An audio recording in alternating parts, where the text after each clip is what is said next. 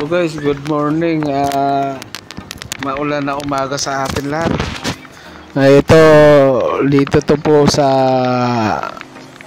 General West. Malapit sa Novaliches Bayan, dito sa may barangay Capre. Kanto-kanto ang taas ng tubig. Ayan o, nakikita nyo yan guys. Ayan, hindi tayo makakapasok. Kasi pag makatawid man tayo dito, pagdating doon sa unahan, may isa pang baha na tatawirin natin sa harapan ng McDo. Mas mataas daw doon. Nagtatanong tayo sa mga naglalakad, mas mataas nga raw doon kasi yung ilog, may tulay doon kasi umapaw na sa tulay kaya mas mataas ang tubig doon.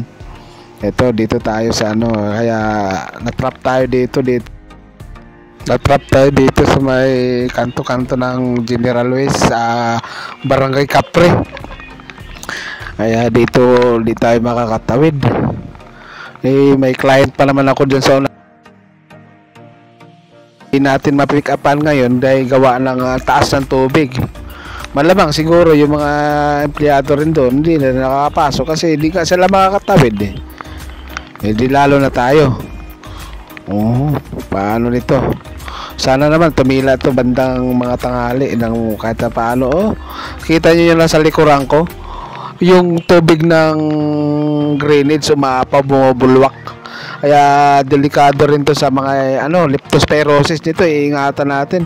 Kailangan pag lumusong tayo may nakabota tayo. Kasi pag hindi tayo nakabota at may sugat yung paa natin, malamang sigurado lagnat, buti kung lagnat lang, kung nang ihi ng daga, leptospirosis kinalabasan natin.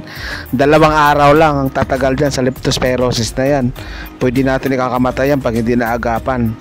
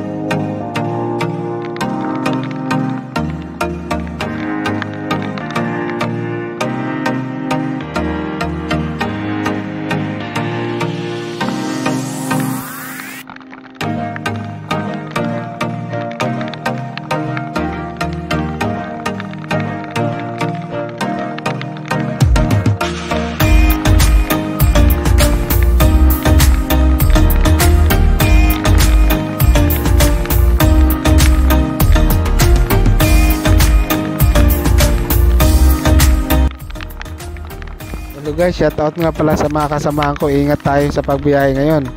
Kung hindi kaya, wag nyo nang pilitin at mahirap na. Mataas ang tubig.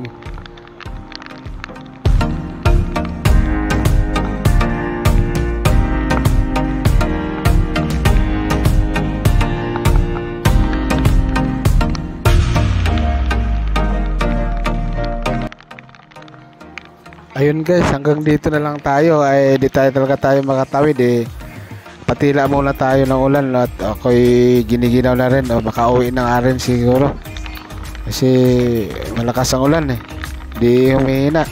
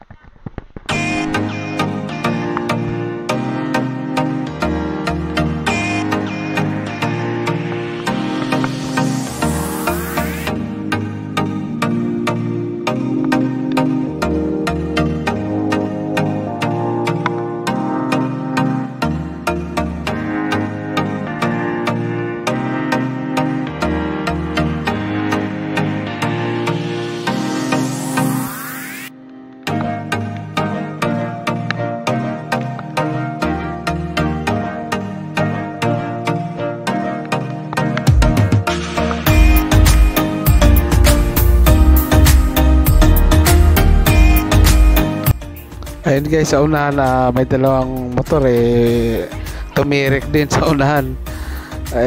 Malakas ang loob akala niya mababaw lang, malalim pala. Ito rin may parating na naka Mio.